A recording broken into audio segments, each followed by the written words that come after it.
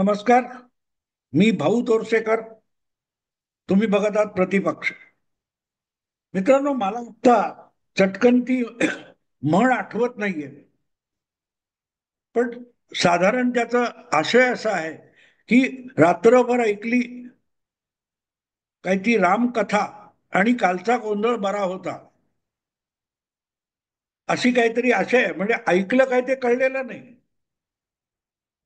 पण त्याच्यावर सुद्धा विमर्श विश्लेषण करायचं. या प्रकारचा गोंधळ आपल्या मराठी माध्यमामध्ये सार्वत्रिकरित्या बुद्धिवाद म्हणून चालतो.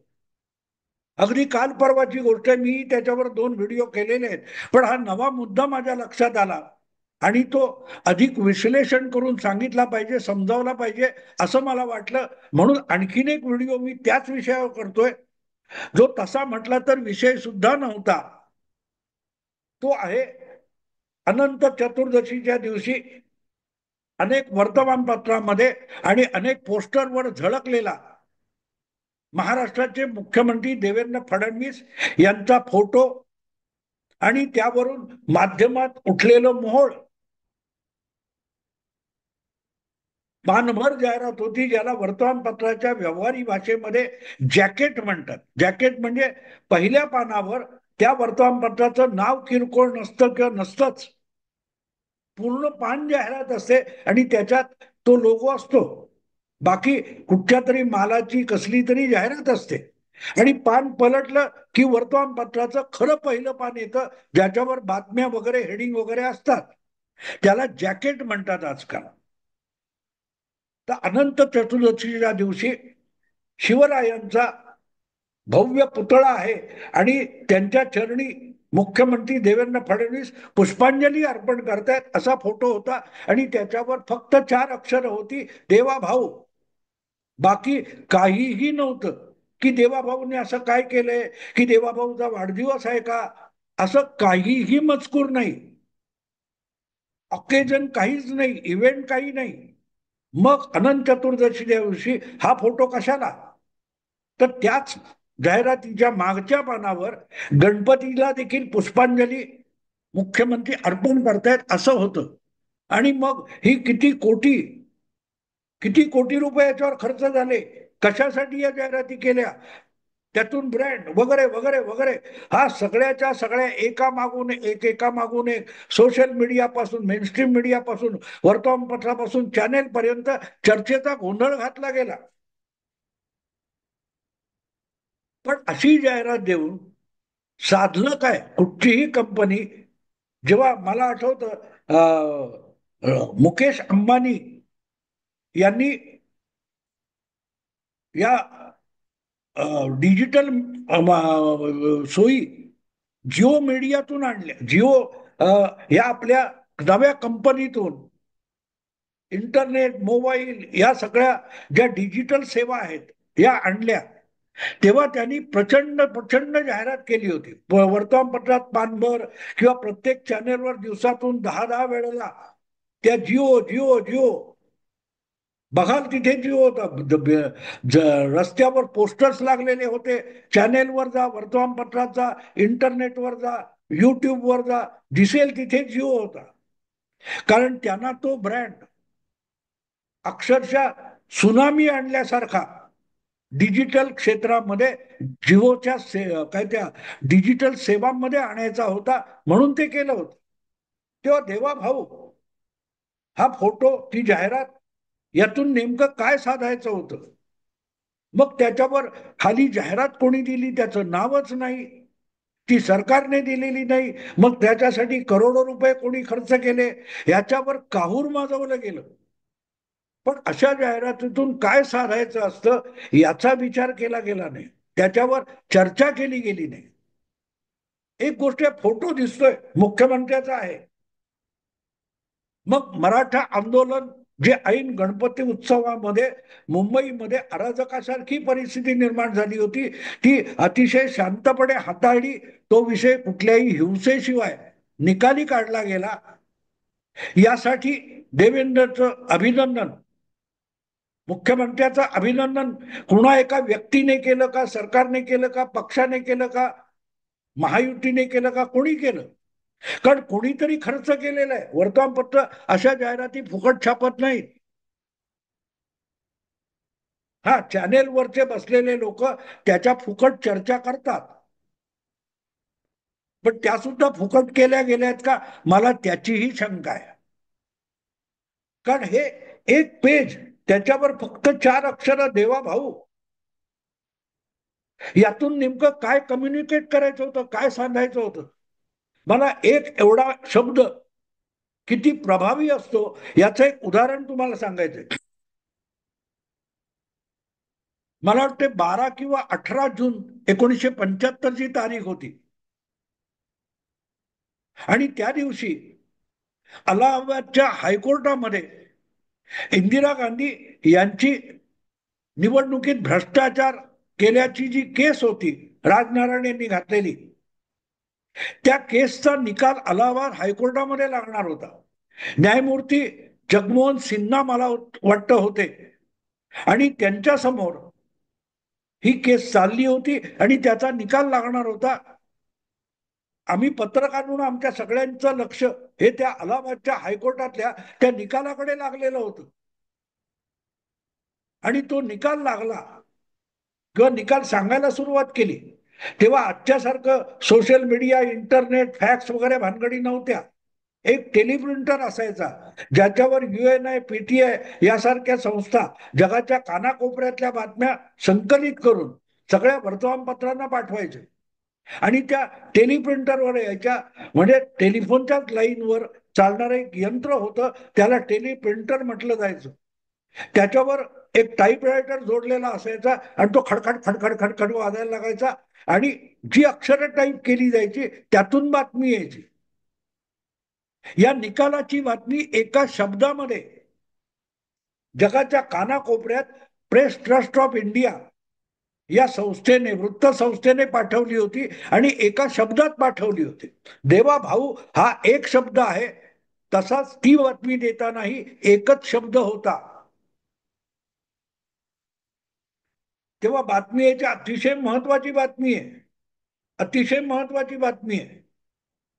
तर काय व्हायचं, पहिल्यांदा तो टाईपरायटर टाईप करायचा, टेलिप्रिंटर खडखड खडखड खडखड, फ्लॅश फ्लॅश असे शब्द यायचे, मग स्नॅप स्नॅप असे शब्द यायचे, आणि मग ती बातमी एखाद दुसऱ्या ओळीत यायची 10-12 शब्दात.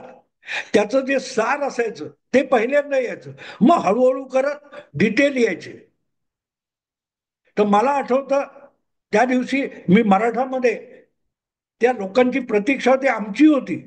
मी जवळजवळ अख्खा वेळ त्या टेलिप्रिंटर जवळ उभा होतो, आणि अचानक तो फ्लॅश फ्लॅश हे शब्द आले, आणि मी ओरडलो सगळ्यांना, हे आला आला निकाल येतोय. कारण फ्लॅश फ्लॅश हे शब्द आले होते, मग स्नॅप स्नॅप हे शब्द आले, आणि एकच शब्द, एक शब्द, 10-12 शब्द नाहीत, बातमी एका शब्दात दिली गेली होती, अनसीटेड. अनसीटेड म्हणजे काय, निवड रद्द झाली. ज्या सीटसाठी, ज्या जागेसाठी इंदिरा गांधींची निवड झाली होती, त्याच्यावरचा हायकोर्टाने निकाल दिलेला निकाल असा आहे की इंदिरा गांधींची निवड रद्द करण्यात आली. हा एवढा प्रचंड मोठी बातमी ही एका शब्दात दिली होती, अनसीटेड. आणि मला आठवतं त्या दिवशी, तेव्हा मुंबईमध्ये टाइम्स ऑफ इंडियाचं इव्हिनिंग न्यूज ऑफ इंडिया नावाचं सांज दैनिक निघायचं इंग्रजीमध्ये. त्या दैनिकाने तेवढाच एक शब्द 5 कॉलम प्रचंड जाडजूड टाईपामध्ये टाकला होता, फॉन्टमध्ये टाकला होता, अनसीटेड. याचं कारण, ज्यांना ती बातमी हवी होती, उत्सुकता होती, ऐकायची होती, बघायची होती, वाचायची होती, त्यांच्या डोक्यात इंदिरा गांधींची निवड रद्द होणार की पात्र ठरणार हा विषय डोक्यात होता. कोर्टाचा निकाल अपात्र की पात्र या 2 शब्दावर विसंबून होता,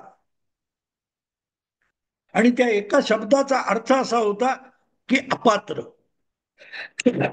जेव्हा इतक्या कमी शब्दामध्ये इतकी मोठी बातमी दिली जाते, तेव्हा अशा एवढ्या मोठ्या प्रचंड खर्चिक जाहिरातीमध्ये देवा भाऊ हे 4च शब्द असतील, तर मग विचार हा करायचा असतो, यातून कुठला संदेश कुठला सिग्नल दिला जातोय.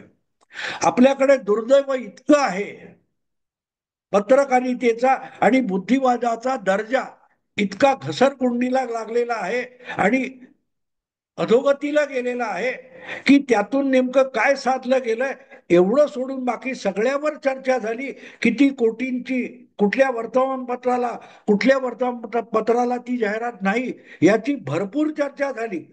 खर्च करणारा कोण, ते पैसे दिले कोणी, ते कशाला दिले, त्याला फडणवीसांनी, मुख्यमंत्र्यांनी काही त्याच्यावर उपकार केलेत का आणि उपकाराची परतफेड म्हणून ही जाहिरात दिली का, असा नको तितका काथ्याकूड भरपूर झाला. पण त्या 4 अक्षरी शब्दातून नेमके कुठलं काय साध्य करण्यात आलं याची चर्चा झाली नाही. अर्थात देवाभाऊ हे 4 शब्द नवीन राहिलेले नाहीत. अगदी देवाभाऊचा कट्टर विरोधक सामना नावाचं दैनिक, त्या सामना नावाच्या दैनिकाला ती जाहिरात दिली गेली नव्हती. पण त्या सामनाने सुद्धा हळूहळू करत देवा भाऊ हा शब्द उचलून धरलेला आहे. अगदी काल परवा जरांगे पाटील यांचं उपोषण संपलं आणि मराठे मुंबई सोडून गेल्यानंतर सामनामध्ये आलेल्या अग्रलेखामध्ये देवाभाऊ म्हणजे फडणवीसांचं कौतुक करण्यात आलं. तेव्हा देवेंद्र फडणवीस हे संपूर्ण नाव लिहिलं नव्हतं. त्याऐवजी फक्त देवाभाऊ असाच मुख्यमंत्र्यांचा उल्लेख सामनाने सुद्धा अगत्याने केला होता, कौतुकासाठी केला होता. भारतीय जनता पक्षातले आणि तुमच्या महायुतीतले लोक कौतुकाने मुख्यमंत्र्यांना त्यांचा उल्लेख देवाभाऊ असा करतात. जवळचे असोत, दूरचे असोत, कार्यकर्ते असोत, समर्थक असोत, हे फडणवीसांचा उल्लेख आजकाल देवेंद्र किंवा फडणवीस करण्यापेक्षा देवाभाऊ असा करतात. मग देवाभाऊ या शब्दात इतकी जाहिरात करण्या इतकी काय जादू सामावली होती. चर्चा सगळ्या झाल्या, त्या चर्चा निवडक चर्चा मी ऐकल्या, पण त्यामध्ये मुख्यमंत्री आणि देवाभाऊ यावर काथ्याकूट करताना सुद्धा फडणवीस या शब्दाचा किंवा फडणवीस या आडनावाचा उल्लेख जवळजवळ सगळीकडे टाळला गेला. मुख्यमंत्री देवाभाऊ, मुख्यमंत्री देवाभाऊ, यामध्ये फडणवीस हे आडनाव त्या जाहिरातीमध्ये सुद्धा टाळलं गेलं, गाळलं गेलं आणि चर्चांमध्ये सुद्धा फडणवीस याचा कुठेतरी ओझरता उल्लेख आला असेल तर आलाय, अन्यथा मुख्यमंत्री म्हणजे देवाभाऊ, फडणवीस हे आडनाव नाही. आणि फडणवीस हे आडनाव जातीवाचक आहे हे लक्षात घ्या. 2014 मध्ये देवाभाऊ हा माणूस मुख्यमंत्री झाल्यापासून त्याचा उल्लेख फडणवीस फडणवीस फडणवीस असा होत आला आणि तो फडणवीस म्हणजे ब्राह्मण या हेतूने त्याला टोचून टोचून बोलण्याचा जो प्रयास झाला तो या एका जाहिरातीने कितपत पुसला गेला याचा विचार करा, मग जाहिराती मागचा हेतू लक्षात येईल. खर्च किती, रंग कुठचा, वर्तमानपत्र कुठची, पैसे देणारा कोण, हा काथ्याकूट निरर्थक आहे, निरुपयोगी आहे. त्यापेक्षाही त्या 4 अक्षरातून काय साधलं गेलं तर 11 वर्ष ज्याच्याकडे महाराष्ट्राच्या नशिबी ब्राह्मण मुख्यमंत्री हा दोषारोप लावला जात होता, त्यातून बाहेर पडण्यासाठी जो डाव खेळला गेला त्याचं दृश्य स्वरूप म्हणजे ही जाहिरात आहे. मुख्यमंत्र्याचा उल्लेख फडणवीस असा करू नका की ज्यातून ब्राह्मण हा विषय डोक्यात येतो. त्याच्या ऐवजी देवा भाऊ असं बोला की ज्या योगे ब्राह्मण हा अकारण लागलेला किंवा जाणीवपूर्वक लावला गेलेला जो शिक्का आहे, जातीय शिक्का आहे, तो पुसण्याचा प्रयास या जाहिरातीतून झाला का, याचा विचार व्हायला पाहिजे. आणि तोच हेतू असेल तर त्याच्यामध्ये मुख्यमंत्री किंवा त्यांचा जो कोणी समर्थक जाहिरातदार असेल ते कमालीचे यशस्वी झाले. सगळीकडे आजकाल फडणवीस यांचा उल्लेख देवाभाऊ म्हणून होत असेल तर मग लक्षात घ्या मित्रांनो, या जाहिरातीने काय साधलं.